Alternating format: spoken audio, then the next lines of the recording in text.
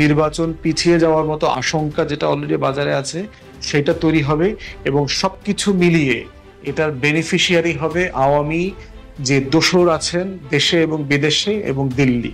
কারণ নির্বাচনে কেওয়াস লাগা মানেই হচ্ছে আওয়ামী লীগ এবং দিল্লি ভারত মিলে অন্তর্বর্তীকালীন সরকারকে সিরিয়াসলি আন্ডারমাইন করার সুযোগ পাবে। প্রিয় দর্শক, বাংলাদেশের রাজনীতিতে একটার পর একটা গোপন শক্তির চাপ বাড়ছে। সাম্প্রতিক সময় পাকিস্তানের উপপ্রধানমন্ত্রী এবং পররাষ্ট্রমন্ত্রী ভারত চরম উদ্বিগ্ন এবং নানা কৌশলে বাংলাদেশের উপর চাপ প্রয়োগ করছে এমন তথ্য নিশ্চিত করছে দ্য টেলিগ্রাফ। পাশাপাশি বিভিন্ন সূত্রের খবরে শেখ হাসিনার সাথে দেখা করেছেন বাংলাদেশের অর্থনৈতিক লুটপাটকারীদের অন্যতম পিলার এস আলম। বলা হচ্ছে 4,500 কোটি টাকা এস আলমের কাছ থেকে হাসিনা চেয়েছেন। ইতিমধ্যে 2,500 কোটি টাকা দেয়া হয়েছে, বাকিটা দেয়া হবে কয়েক মাসের মধ্যে। হাসিনা টার্গেট বাংলাদেশকে আবারও অশান্ত করা। আর সবচেয়ে বড় বিষয়টি হলো পিআর এবং জুলাই সনদের আইনি ভিত্তি নিয়ে বিএনপির সাথে বাকি দলগুলোর বিরোধ এখন আরো বেশি তুঙ্গে উঠেছে, যেটির ফল সরাসরি হাসিনার ঘরে পৌঁছবে। এদিকে আজকে ছাত্ররা রাজপথে নেমেছে, পুলিশের সাথে তাদের ব্যাপক সংঘর্ষ হয়েছে, অনেকেই আহত হয়েছে। কি ঘটতে যাচ্ছে বাংলাদেশে আগামী কয়েকদিনে? ছাত্রদের 3টি ন্যায্য দাবির পরিপ্রেক্ষিতে আন্দোলন শুরু হয়। তারা যমুনামুখী হলে পুলিশ তাদের বাধা দেয়। পুলিশ বলে যে ছাত্রদের আন্দোলনে আমরা একটা জায়গা তাদেরকে লিমিটেশন করে দেই, যে এই অঞ্চলের মধ্যে তারা থাকবে। কিন্তু ছাত্ররা এই সুযোগটি হঠাৎ করে, মানে পুলিশের নমনীয়তাকে তারা ব্যবহার করে যমুনার ভেতরে ঢুকে পড়ার চেষ্টা করে। তখন তাদের উপর টিয়ার সেল, রাবার বুলেট, জলকামান এবং সাউন্ড গ্রেনেড ব্যবহার করা হয়। ছাত্ররাও অভিযোগ করে পুলিশ তাদের উপর শক্তি প্রয়োগ করেছে। তবে খুশির খবর এটি, হাসিনার পুলিশের মতো সরাসরি কোনো গুলি ব্যবহার করা হয়নি। আসসালামু আলাইকুম দর্শক, নতুন একটি খবরে আপনাদের সবাইকে স্বাগতম। আশা করছি আপনারা ভিডিওর শুরুটা দেখেই বুঝতে পেরেছেন আজকের নিউজটা ঠিক কতটা গুরুত্বপূর্ণ হতে চলেছে এবং ঠিক কোন দিকটাকে ইঙ্গিত করছে। তাই বলবো দর্শক, যারা ভিডিওটি দেখতে শুরু করেছেন তারা অবশ্যই নিউজটি না টেনে সম্পূর্ণ মনোযোগ সহকারে দেখবেন, তাহলে এই বিষয় সম্পর্কে আসল তথ্যগুলো জানতে বা বুঝতে পারবেন। তো প্রিয় দর্শক, আমি আর কথা বাড়াবো না। ভিডিওর শুরুতে আপনাদের যেই ভিডিওগুলোর অংশবিশেষ দেখিয়ে শুরু করেছিলাম সেই ভিডিওগুলোর বিস্তারিত আলোচনা দেখব। তবে তার আগে অনুরোধ, যারা এখনো চ্যানেলটি সাবস্ক্রাইব করেননি সকলে চ্যানেলটি সাবস্ক্রাইব করে পাশে থাকা বেল আইকন বাজিয়ে দিন। আর যারা ইতিমধ্যে সাবস্ক্রাইব করে রেখেছেন তাদেরকে অসংখ্য ধন্যবাদ। প্রিয় দর্শক, চলুন একটি লাইক দিয়ে আমরা ধারাবাহিকভাবে সবগুলো ভিডিওর বিস্তারিত আলোচনা দেখে আসি। যেগুলিতে মানুষের প্রাণ যেতে হয়, আমরা দেখেছি জলকামান এবং আমরা দেখেছি সাউন্ড গ্রেনেড এবং দেখেছি কি বলে টিয়ার সেল। আমরা রাবার বুলেটটিও দেখিনি। কেউ কেউ অভিযোগ করলেও এখন পর্যন্ত রাবার বুলেটের কোনো খবর পাইনি। তার মানে পুলিশও চেষ্টা করছে সহনীয় মাত্রায় ছাত্রদের আটকে রাখতে, আর ছাত্ররাও পুলিশের উপর চড়াও হলেও পুলিশ এখানে অনেক ধৈর্যের পরিচয় দিয়েছে। প্রশ্ন হলো, ছাত্রদের রাস্তায় নামতে হলো কেন? তাদের যে 3টি দাবি, এই 3টি দাবি নিয়ে সরকার গড়িমসি করছে কেন? তার মানে ছাত্রদেরকে উত্তপ্ত করে রাজনীতির মাঠ গরম করতে চাইছে তৃতীয় পক্ষ। এই প্রশ্নটি উঠে আসছে। পুলিশ নমনীয়, ঠিক আছে, কিন্তু পুলিশ অ্যাগ্রেসিভ হয়েছে দু একটা ক্ষেত্রে। আবার ছাত্ররা যেভাবে কথা বলছে, মানে কোনো পক্ষকে তোয়াক্কা করছে না। এই যে দুই পক্ষের মধ্যে একটা উত্তপ্ত পরিস্থিতি বা অনড় অবস্থান, এটা কখনোই কোনো সুষ্ঠু সমাধান এনে দিতে পারে না। তার মানে এই ঘটনাটির পেছনে কোনো কারণ থাকতে পারে, এটি মনে করা হচ্ছে। দ্বিতীয় যে বিষয়টি, সেটি হলো আজকে আমি দেখলাম যে মির্জা ফখরুল ইসলাম আলমগীর একটি বক্তব্য দিয়েছেন। সেখানে তিনি বলেছেন, একদম স্পষ্ট করে তিনি বলেছেন যে একটি পক্ষের কথা, অর্থাৎ জামায়াত বা জামাতের পক্ষটাকে তিনি চাপ তৈরি করে বলছেন যে নির্বাচন বানচাল করতে নিত্য নতুন দাবি তুলছে। এটা হলো মির্জা ফখরুল ইসলাম আলমগীরের বক্তব্য। কিঞ্চিত বক্তব্যটা আমি যদি আপনাদের পড়ে শোনাই। বিএনপি মহাসচিব মির্জা ফখরুল ইসলাম আলমগীর বলেছেন, দুর্ভাগ্যজনকভাবে আজ কিছু রাজনৈতিক দল বা মহল অত্যন্ত পরিকল্পিতভাবে নির্বাচনকে বানচাল করতে নিত্য নতুন দাবি তুলছে। এমন দাবি তুলছে যার সঙ্গে মানুষ পরিচিত নয়। সংস্কার শব্দটার সঙ্গেই তো আমাদের সাধারণ মানুষ পরিচিত না। মির্জা ফখরুল আরো বলেছেন, সংস্কার শব্দের সাথে সাধারণ মানুষ পরিচিত নয়, সেখানে সংখ্যানুপাতিক পদ্ধতি অর্থাৎ পিআর বুঝতে সময় লাগবে। এটা মানুষকে বোঝানো খুব কঠিন। আবার কাকে ভোট দেয়া হচ্ছে সেটা জানা যাবে না। কিন্তু এসব বাস্তবায়নে অনেকে অনেক কথা বলছেন এবং হুমকি দিচ্ছেন। তিনি বলছেন আওয়ামী লীগ দেশের সবকিছু ধ্বংস করে দিয়েছে, নষ্ট করেছে। মানুষের মন মানসিকতা সবকিছু পরিবর্তন হয়ে গেছে জানিয়ে মির্জা ফখরুল ইসলাম বলেন, কোনোদিন রাজনীতিতে হতাশ হইনি, সবসময় সবাইকে সাহস দিয়েছি। ইদানিং মাঝে মাঝে হতাশার ছায়া লক্ষ্য করি। তাকে প্রশ্ন করা হলো কেন? যেদিকে তাকিয়ে দেখি দেশের বেশিরভাগ মানুষ নষ্ট হয়ে গেছে। দুর্নীতি দুর্নীতি দুর্নীতি কোনো অফিস আদালতে, দুর্নীতির জন্য কোনো অফিস আদালতে যেতে পারবে না। দুঃখিত, দুর্নীতি কোনো অফিস আদালতে যেতে পারবে না। আগেই বলেছি, আগে ঘুষ দেয়া লাগতো 1 লাখ, এখন দেয়া লাগে 5 লাখ টাকা। অর্থাৎ মির্জা ফখরুল ইসলামের যে বক্তব্যটি আমরা বুঝলাম, জনগণ প্রিয় না, আর গত 16 বছর তিনি হতাশ ছিলেন না, এখন তিনি হতাশ। তার বক্তব্যগুলো আমাদেরকেও হতাশ করছে। প্রথম কথা হলো, 16 বছর কোন রাজনৈতিক দল হাসিনাকে সরাতে পারেনি, এখন পেরেছে 24-এ এসে, এবং আমাদের হতাশা কাটিয়ে ওঠার সময় এসেছে। তারপরও কথা হলো যে যেই জনগণ হাসিনাকে সরিয়েছে সেই জনগণ কোন নতুন নির্বাচনের দাবিতে আন্দোলন করে, তারা হাসিনাকে সরানোর আন্দোলন করেছে। একটা দফা ছিল হাসিনাকে সরাতে হবে, বিদায় নিতে হবে, হাসিনা বিদায় নিয়েছে। কিন্তু প্রশ্ন উঠলো, হাসিনাকে সরাতে গিয়ে যাদের জীবন চলে গেছে তাদের বিচার কারা করবে? যদি বড় ফ্রেমে দেখি, গত 1 বছরে বিএনপি বিচার শব্দটা খুব কম উচ্চারণ করেছে, যতবার তারা নির্বাচন শব্দটা উচ্চারণ করেছে। প্রশ্ন হলো, হাসিনা ক্ষমতায় থাকতে বিএনপি বহু সংস্কার, বহু দফার কথা উল্লেখ করেছিল। কারণ হাসিনার আমলে বিএনপিকে ক্ষমতায় যেতে গেলে যে সংস্কারগুলোর প্রয়োজন ছিল, যে ব্যক্তিদের যেখানে বসানোর প্রয়োজন ছিল, বা যেখানে যেখানে হাত না দিলে বিএনপি ক্ষমতাটা মানে বিএনপির জন্য ক্ষমতা কঠিন, বিএনপি তার প্রত্যেকটি সমাবেশে এই সংস্কার বা এই প্রস্তাবগুলো তুলে ধরেছে। কিন্তু আজকে যখন বিএনপির সামনে আওয়ামী লীগ নেই, দুর্বল জামাত রয়েছে, তখন বিএনপি ঠিক হাসিনার মতো কোনো দাবি মানতে নারাজ। বিএনপি ঠিক জনগণের পালস বুঝতে পারছেন না। আমার একটা ছোট দাবি বিএনপির কাছে, সেটা হলো আপনারা জনগণের একটু মতামত গ্রহণের চেষ্টা করেন। কারণ জনগণ 18 বছর 20 বছর বাংলাদেশে ভোট দিতে পারছে না। তো সেই জনগণ আসলে কি চায়, কিভাবে চায়, জনগণের চাহিদার পরিবর্তন হয়েছে কিনা, এই ব্যাপারগুলো মির্জা ফখরুল ইসলাম আলমগীরের একটু শোনা উচিত আমি মনে করি। 1 নম্বর। 2 নম্বর বিষয়টা হলো যে জামাত সহ যে দলগুলো পিআর এর কথা বলছে, আর জনগণ যে পিআর চেনে না, বোঝে না, বাংলাদেশের কেয়ারটেকারও জনগণ বুঝতো না, কেয়ারটেকারও তো এসছে। আর বাংলাদেশের মানুষকে এত মূর্খ ভাবার সুযোগ নেই। কারণ আমাদের রাজনীতিবিদরা যখনই ভুল করে, তখনই আমরা দেখি সোশ্যাল মিডিয়াতে আমাদের যুব সমাজ, যাদের ভোট এখন সবচেয়ে বেশি, তারা সেই ভুলটাকে ধরিয়ে দিতে পারে। অর্থাৎ আমাদের বৃদ্ধদের চেয়ে আমাদের নতুন প্রজন্ম এখন অনেক বেশি শিক্ষিত হয়েছে। বয়স অনেক কিছু শেখায় না, বাস্তবতা যেটা শেখায়। অনেক কিছু শেখাতো, তাহলে বিএনপি এবং জামাতের প্রবীণ নেতারা অনেক কিছু শিখতো। কি শিখতো সেটা একটু খোলামেলা বলি।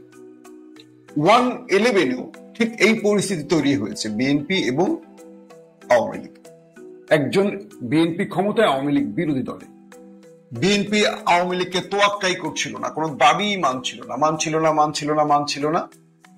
ঠিক এই পরিস্থিতিটা তৈরি করে দিয়েছিল নেপথ্য থেকে ক্যান্টনমেন্ট। আপনাদের মনে আছে 1/11 দেখেছেন অনেকেই। এর পরের প্রজন্মের কথা বাদ দেই, শেষ পর্যন্ত বিএনপি যখন দাবি মানে, এমন ভাবে দাবি মানে যে আওয়ামী লীগ নতুন একটা দাবি তোলার সুযোগ পেয়ে যায়। এই করে 1/11 এসছে। সবচেয়ে বেশি ক্ষতিগ্রস্ত হয়েছে কারা? বিএনপি। তারেক রহমানকে যে পরিমাণ নির্যাতন করা হয়েছে সেই দৃশ্য আমরা ভুলিনি। হাসিনা আতাত করে ক্ষমতায় বসে গেছেন। 16 বছর হাসিনা বাংলাদেশকে রাক্ষসের মতো চুষেছেন, আর পুরোটা লস হয়েছে বিএনপির। এবারও বিএনপি সেই ভুলটায় পা দিয়েছে। আমার একটা প্রশ্ন, বিএনপি বলে দেন অন্তর্বর্তীকালীন সরকারকে যে আপনারা যেভাবে নির্বাচন দেন আমরা রাজি। কারণ বিএনপি একটি বিষয় জানে, তারা সবচেয়ে বড় দল, তাদের জনপ্রিয়তা সবচেয়ে বেশি। যে পদ্ধতিতে নির্বাচন হোক বিএনপির জয়ের সম্ভাবনা বেশি, তাই তো? তাহলে বিএনপি এটা ছাড়া মানি না। ছোট দলগুলো অনেক দাবি করবে, সেই দাবি মানতে সমস্যা কোথায়? ধরেন বিএনপির ভোট যদি অন্যান্য দলের চেয়ে বেশি হয়, সেটা পিআরে হোক বা পূর্বের পদ্ধতিতেই হোক, বিএনপির জন্য তো সমস্যা না। তাহলে বিএনপি মানছে না কেন? আবার জামাতের জন্য প্রবলেমটা হলো, জামাত যে পিআর সিস্টেম চাইছে, সেই চাওয়াটার মধ্যে জামাত তার কোয়ালিশনকে এক করে ফেলছে, এবং যারা কখনো একটি আসনও পায়নি তারাও এই পিআর এর মাধ্যমে 5-10টি আসন পাবে। তো যেহেতু 5-10টি আসন তারা পাবে, তারা কেন এই সম্ভাবনাকে বাদ দিবে? অতএব তারাও মাঠে নেমেছে। এখন বিএনপি কোনোভাবে পিআর পদ্ধতি মানতে নারাজ। তাহলে বিএনপি যে দাবি করে বড় দল, বিএনপি কি বড়ত্ব নিয়ে সন্দেহ সৃষ্টি হয়েছে? নতুবা তারা ছোটদের দাবি মানছে না কেন? দেখেন, আমি আপনি খোলা ফ্রেমে কয়েকটা কথা বলি। রাজনীতিতে এই মুহূর্তে 1-11 সূত্রে চলছে সবকিছু। বিএনপিকে নেপথ্য থেকে বলা হচ্ছে তোমরা এই শর্ত মানবে না, মানলে বিপদে পড়ে যাবে। সবাই যেহেতু জোট বেঁধেছে তোমার বিরুদ্ধে, তোমার জয়ের সম্ভাবনা কম, তাই বিএনপি কোনোভাবে পিআর মানছে না। জামাতকে বলছে, ওই পক্ষের আরেকটা গ্রুপ বলছে পিআর পদ্ধতিতে তোমাদের ক্ষমতায় আসার সম্ভাবনা আছে, এছাড়া নেই। কারণ তারাই বলছে যে কারণ ভোটের দিন যত বড় কথাই বলুক, ভোটের দিন একটা কেন্দ্র তোমরা ধরে রাখতে পারবে না। সব বিএনপির মাসেলম্যানরা, বিএনপি পাওয়ারফুল লোকেরা বা কেন্দ্রে তারা দখলে নিয়ে নেবে, যেটা পূর্বে তারা করেছে। তো বিএনপি এবং আওয়ামী লীগের ভোট কেন্দ্র দখলের ইতিহাস তো আছেই। তারা কেন্দ্রগুলোতে শক্তি প্রয়োগ করে, আমরা কম বেশি জানি। জামায়াত এই সুযোগটা কাজে লাগাচ্ছে। অর্থাৎ তারা মনে করছে পিআর পদ্ধতিতে ভোট কেন্দ্র দখল সম্ভব না। এটাও সম্ভব, অসম্ভব কিছু না। কিন্তু পিআর এর মাধ্যমে জামাত যে কোয়ালিশন করবে, এই পিআর হলে জামাতের জয়ের একটা সুযোগ থাকবে, হয়তো থাকবে। সেটা 10% হোক আর 15% হোক আর 40% হোক। কিন্তু যদি যেই পদ্ধতিতে এখন নির্বাচন হচ্ছে, এই পদ্ধতিতে নির্বাচন হয়, জামাতের জয়ের সম্ভাবনা একটু কম থাকবে বা একেবারেই কম থাকবে বলতে পারি। তো যে কারণে জামাত পিআর চাচ্ছে। কিন্তু আমরা আসলে কি চাই? আমরা চাই যে কোনো ভাবে একটা ফেয়ার ইলেকশন হোক। এখন প্রশ্ন হতে পারে না, নির্বাচন কমিশনকে যখন কন্ট্রোল করতে পারে না নির্বাচন কমিশন, সারা বাংলাদেশের হাজারো কেন্দ্র বা ভোট কেন্দ্রগুলো নিরাপত্তা দেবে কি করে নির্বাচন কমিশন? কারণ বাংলাদেশ কখনোই, আমাদের যারা কর্মকর্তা কর্মচারী রয়েছেন, এরা কখনো দলের ঊর্ধ্বে যেতে পারে না। প্রতিটা ডিসি বলি, এসপি বলি, ওসি বলি, এরা বিশেষ একটা দলের হয়ে কাজ করবে, হয় জামাতের, হয় আওয়ামী লীগের, হয় বিএনপির। এরা নিরপেক্ষভাবে কখনো দেশ নিয়ে চিন্তা করে না, জনগণের ভোটের অধিকার নিয়ে চিন্তা করে না। এটা বাংলাদেশ এবং পাকিস্তানে এই রীতি সবসময় চলে। ভারত এখান থেকে বেরিয়ে গেল, পাকিস্তান বাংলাদেশ বেরোতে পারেনি। থ্রেটটা কোথায় জানেন? থ্রেট হলো এই দলগুলোকে তৃতীয় পক্ষ এমন ভাবে অনড় অবস্থানে রাখছে, যাতে করে এই দলগুলো কোনোভাবে একটি বড় সিদ্ধান্তে এক হতে পারছে না। ধরেন বিএনপি নির্বাচন আগে চেয়েছে, জামাত চেয়েছিল আরো পরে, ধরে নিলাম। প্রফেসর ইউনুস লন্ডন থেকে ইঙ্গিত দিয়েছেন ফেব্রুয়ারির মধ্যে নির্বাচন করবে, জামাত মেনে নিয়েছে, বাকি সব দল মেনে নিয়েছে না? তো জামাত তো নির্বাচন চায়, বোঝা গেছে তারা মেনে নিয়েছে। তাহলে বিএনপির এই ক্ষেত্রে বড় উদার গণতান্ত্রিক দল হিসেবে পিআরটা মেনে নিতে সমস্যা কোথায়? যদি পিআরটা মেনে নিলে বিএনপির জন্য খুব কঠিন কিছু না হয়, বড় দল তো সবভাবে জিতবে। কিন্তু প্রশ্নটা হলো বিএনপি পিআর মানছে না। এখন জামাত যদি গো ধরে যে আগামী 1 বছরের মধ্যে আমরা নির্বাচন চাই না, দেশে নির্বাচন পরিস্থিতি তৈরি হয়নি, তাহলে বিএনপির এই ক্ষমতায় আসার আকাঙ্ক্ষা আরো 1 বছর পিছিয়ে যাবে। যেহেতু ফেব্রুয়ারিতে সবাই নির্বাচন মেনে নিয়েছে, তাহলে আমরা পিআর কে কেন গ্রহণ করতে পারছি না? মির্জা ফখরুল যেটি বলছেন, পিআর এর সাথে মানুষ পরিচিত নয়। আমি মনে করি একবার ভোট দিলে সব ঠিক হয়ে যাবে। কারণ এই দেশের মানুষ অনেক কিছুর সাথে পরিচিত ছিল না, ইভিএম এর সাথে পরিচিত ছিল। এদেশের মানুষ ইভিএম পদ্ধতিতে ভোট দিয়েছে না, দিয়েছে কিনা? তো মানুষকে এত অজ্ঞ মূর্খ ভাবার সুযোগ নেই, মানুষ অনেক কিছু জেনে গেছে। সমস্যাটা কোথায় জানেন? সমস্যাটা হলো এই বড় দলগুলো যে গোয়ার্তমি করছে, জামায়াত, তার কোয়ালিশন, বিএনপি, এই গোয়ার্তমির ফলে বাংলাদেশের নির্বাচন অনিশ্চিত হয়ে যাচ্ছে। এবং যেটা বলছিলাম, এস আলম ভারত সফর করেছেন হাসিনার সাথে দীর্ঘ সময়, দীর্ঘ 10 থেকে 12 ঘন্টা বৈঠক করেছেন টানা। কয়েকটি সূত্রের খবর বলছে এস আলমের কাছ থেকে শেখ হাসিনা 4.5 থেকে 5 হাজার কোটি টাকা চেয়েছে। এস আলম আদানি গ্রুপ থেকে তার যে শেয়ার ছিল সেখান থেকে 2.5 কোটি টাকা হাসিনাকে দিয়েছে, বলেছে অক্টোবর নভেম্বরের মধ্যে বাকি টাকাটা দেয়া হবে। এবং হাসিনা যে কোনো ভাবে এই টাকাটা তার লবিং বা বাংলাদেশে অরাজকতা সৃষ্টি বা নেপথ্যে যে কোনো ষড়যন্ত্রের কাজে ব্যয় করবে, যাতে করে বাংলাদেশের রাজনীতিতে আবারও হাসিনার এন্ট্রি হয়, যাতে করে এই দেশের পরিবেশ নষ্ট হয়, এই দেশের নির্বাচন সুষ্ঠু সময় না হয় এবং আন্তর্জাতিকভাবে বাংলাদেশের উপর চাপ বৃদ্ধি হয়।